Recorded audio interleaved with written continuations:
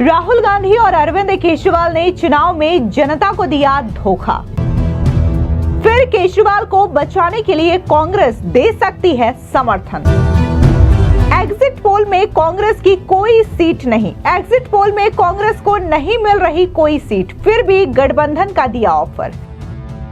नमस्कार, स्वागत है आपका। आप देख रहे हैं द न्यूज और मैं रानी गुप्ता आपके साथ। दिल्ली की जो चुनावी नतीजे हैं वो 8 फरवरी को घोषित होने हैं, लेकिन इससे पहले लगातार सियासी बयानबाजी का जो सिलसिला है वो थमने का नाम नहीं ले रहा है। इस बीच बड़ी खबर ये सामने आ रही है कि आम आदमी पार्टी को कांग्रेस समर्थन दे सकती है। इतना ही नहीं, कांग्रेस ने बाकायदा अरविंद केजरीवाल के सामने ये शर्त रखा है कि वो दिल्ली में कांग्रेस का सीएम चाहते हैं। यानी कि अब सवाल ये उठता है कि क्या चुनावों के दौरान अरविंद केजरीवाल और राहुल गांधी ने मिलकर के दिल्ली की जनता को धोखा दिया, ठगने का काम किया। सवाल इसलिए क्योंकि देखने को मिला था कि भले ही लोकसभा चुनाव में आम आदमी पार्टी और राहुल गांधी यानी कि कांग्रेस पार्टी ने एक साथ बीजेपी और एनडीए के खिलाफ चुनाव लड़ा था, लेकिन जैसे ही दिल्ली के विधानसभा चुनाव घोषित किए जाते हैं, अरविंद केजरीवाल अलग चुनावी मैदान में उतरते हैं और कांग्रेस पार्टी अलग चुनावी मैदान में उतरते हैं, जिसके बाद देखने को मिल रहा था कि दोनों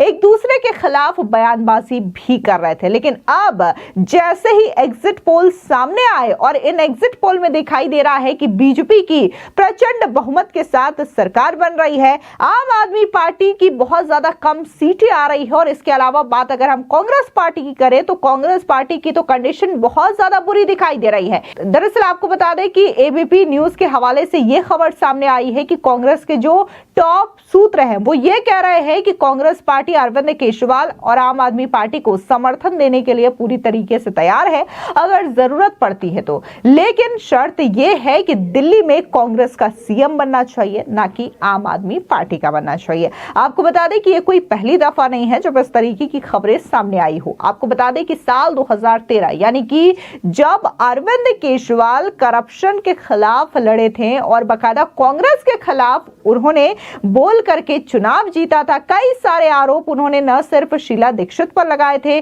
सोनिया गांधी, राहुल गांधी, तमाम जो लीडर्स थे उन पर आरोप लगाए थे, जिसके बाद उन्होंने दिल्ली में अपनी सरकार बनाई थी। आपको बता दें कि साल 2013 में देखने को मिला था कि अरविंद केजरीवाल ने भ्रष्टाचार के खिलाफ लड़ाई लड़ी, बाकायदा उन्होंने धरना प्रदर्शन किया और इसके बाद उन्होंने दिल्ली की जो मुख्यमंत्री थी शीला दीक्षित उनको लेकर के कई तरीके के आरोप लगाए, भ्रष्टाचार के भी आरोप लगाए थे। इसके बाद उन्होंने सोनिया गांधी से लेकर के राहुल गांधी, तमाम लीडर्स के बारे में कई सारे आरोप को लेकर के वो ताबड़तोड़ हमले बोलते थे और बाद में वो पॉलिटिक्स पे भी उतरते हैं और जैसे ही वो चुनाव लड़ते हैं उनकी कुछ सीटें रह जाती हैं बहुमत का आंकड़ा क्रॉस करने के लिए, जिसके बाद कांग्रेस उन्हें समर्थन देती है। ये काफी ज्यादा हैरान करने वाली बात थी क्योंकि कांग्रेस के खिलाफ बोल करके ही अरविंद केजरीवाल राजनीति में आए थे, लेकिन वही कांग्रेस पार्टी उल्टा अरविंद केजरीवाल को बचाने के लिए अपना समर्थन देती है। उसके बाद अरविंद केजरीवाल दिल्ली की सरकार चलाते हैं। हालांकि यह सरकार ज्यादा दिनों तक नहीं चल पाती है, उसके बाद अरविंद केजरीवाल को इस्तीफा देना पड़ता है, जिसके बाद वो फिर से चुनाव लड़ते हैं और तकरीबन 67 सीटें जो है वो अरविंद केजरीवाल की आती है।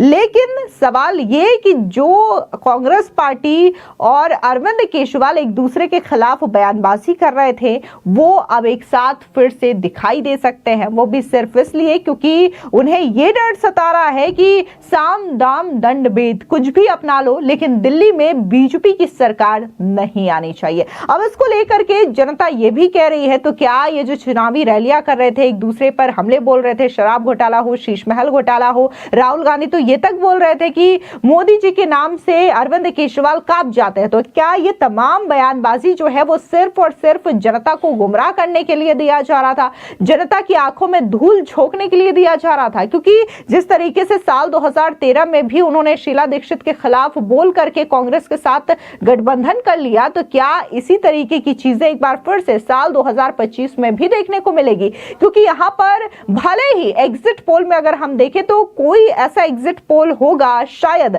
जो कि 1 या 2 सीटें कांग्रेस को दे रहा होगा, लेकिन इतनी कम सीटें होने के बावजूद कांग्रेस जो है वो आम आदमी पार्टी को अपना समर्थन देने के लिए तैयार हो जा रही है। इतना ही नहीं, बकायदा अरविंद केजरीवाल के सामने यह शर्त रखी जा रही है कि मुख्यमंत्री आम आदमी पार्टी का नहीं बल्कि कांग्रेस पार्टी का बनना चाहिए। हालांकि यह अलग विषय है कि अरविंद केजरीवाल इस डिमांड को लेकर के क्या कहते हैं, क्या रिस्पॉन्स रहेगा, लेकिन फिलहाल खबर यही है सूत्रों के हवाले से कि कांग्रेस पार्टी एक बार फिर से आम आदमी पार्टी को जरूरत पड़ी तो गठबंधन करने के लिए तैयार है, उन्हें अपना समर्थन देने के लिए तैयार है। इस बीच आपको बता दें कि तमाम जो एग्जिट पोल सामने आए हैं उसको लेकर के अपने अपने ओर से तमाम जो राजनीतिक पार्टियां हैं वो बयानबाजी कर रही है। इस बीच बीजेपी के नेता काफी ज्यादा आत्मविश्वास से भरे हुए नजर आ रहे हैं और उनका कहना है कि जो एग्जिट पोल के नतीजे हैं वो 8 फरवरी को एग्जिट पोल में तब्दील होंगे। आपको बता दें कि बीजेपी के सांसद कमलजीत शहरावत का यह कहना है कि हम जहां जहां गए जनता वहां पर अरविंद केजरीवाल के शासनकाल से बुरी तरीके से त्रस्त है और यही जो चीजें हैं वो एग्जिट पोल में सामने आ रही हैं। सुनिए क्या कुछ कमलजीत शहरावत ने कहा।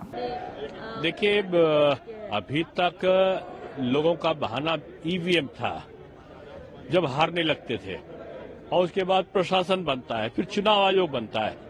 ये हार के तमाम कारण ये विपक्ष बनाता है, लेकिन जब लोकसभा में जीतते हैं तो ये बोलते हैं कि ये जनता का जनादेश है।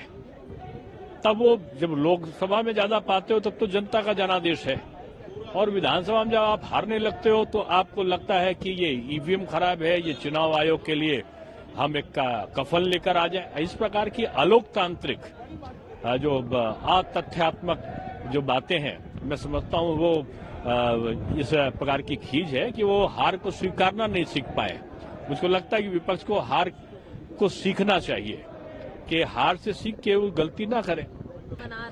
ये वो लोग हैं जो हतोत्साहित हैं भाजपा की लोकप्रियता से और जनता के जनादेश का जो सम्मान नहीं करना जानते, वो इस प्रकार की बातें करते हैं। ये हास्यास्पद है। भविष्य के गर्त में कल चुनाव परिणाम आएगा और सब जानते हैं कि जो इन्होंने गलतियां की हैं कि अब जो वादे किए थे पूरा नहीं किए, खुद ही इन्होंने माफी मांगी थी। तो जब इन्होंने माफी मांगी तब ये तो जनता के पास में उसने माफ किया कि नहीं किया। मुझको लगता है जनता ने माफ नहीं किया, इनको श्राप दिया है। इसके अलावा बीजेपी नेता तरन चुग ने भी कहा है कि अरविंद केजरीवाल का जो शासनकाल रहा उससे दिल्ली की जनता खुद को ठगा हुआ महसूस करती है और हमें पूरा यकीन है कि जब 8 फरवरी को नतीजे आएंगे तो वो बीजेपी के पक्ष में होंगे। सुनिए तरन चुग का ये बयान। ये सभी आरोप केजरीवाल एवं आपदा पार्टी के षड्यंत्रकारी शैतानी दिमाग की उपज है, क्योंकि उन्हें पता है कि वो बुरी तरह हारने वाले हैं और उनका भानुमति का कुनबा चाहे पंजाब में हो या दिल्ली में वो बिखर रहा है, क्योंकि वो सभी सत्ता के लिए आपदा पार्टी है। हार निश्चित है। केजरीवाल की पार्टी 2 डिजिट से भी कम सीटें उनको मिलने वाली हैं। वो लगातार आरोप लगा रहे हैं और निश्चित रूप से जो इन्होंने जो झूठ बोला है इस पर कठोर कानूनी कार्रवाई होनी चाहिए। इससे पहले भी कई बार झूठ बोल चुके हैं और कई बार सार्वजनिक रूप से केजरीवाल हो या उनका कुनबा वो माफी मांग चुका है। आज की सीएम आतिशी इससे पहले लोटस नाम के ऑपरेशन का झूठ बोलकर आज जमानत पर है। इनका टोटल व्यवहार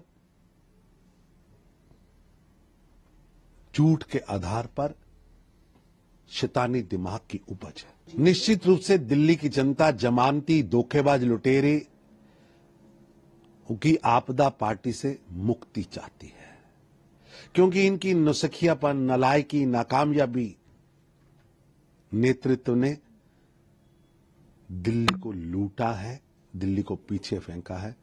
दिल्ली की जनता बदलाव चाहती है और प्रधानमंत्री श्री नरेंद्र मोदी जी के नेतृत्व वाली भारतीय जनता पार्टी को आशीर्वाद दे रही है ताकि दिल्ली के अंदर गरीबों के मसीहा के मोदी साहब के नेतृत्व की डबल इंजन की सरकार बने।